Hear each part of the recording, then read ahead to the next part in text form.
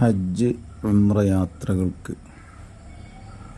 മഹ്റം മറ്റേത് യാത്രകളെപ്പോലെയും സ്ത്രീകൾക്ക് നിർബന്ധമാണെന്ന് ഒട്ടുമിക്ക മതസംഘടനകളും പറഞ്ഞുകൊണ്ടിരിക്കുന്നു. എന്നാൽ ഇത്തരം സംഘടനകളുടെ നേതൃത്വത്തിൽ നടത്തപ്പെടുന്ന അല്ലെങ്കിൽ ആ സംഘടനകളിൽ പ്രവർത്തിക്കുന്നവരുടെ നേതൃത്വത്തിൽ നടത്തപ്പെടുന്ന ഹജ്ജ് ഉംറ യാത്രകളിൽ എത്രയോ സ്ത്രീകൾ മെഹ്റമില്ലാതെയാണ് ഹജ്ജിനോ ഉംറക്കോ പോകുന്നത്.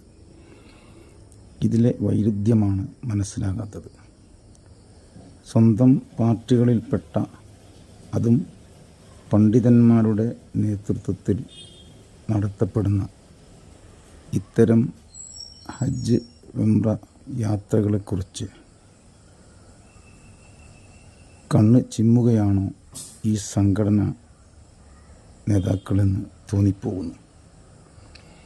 അതുകൊണ്ട് തന്നെ ഇന്ന് നടക്കുന്ന ഹജ്ജ് ഉംറ യാത്രകളിലെ ഈ പ്രവണതയെക്കുറിച്ച് വ്യക്തമായ ഒരു വിശദീകരണം മതസംഘടനകൾ നൽകൽ അനിവാര്യമാണ്.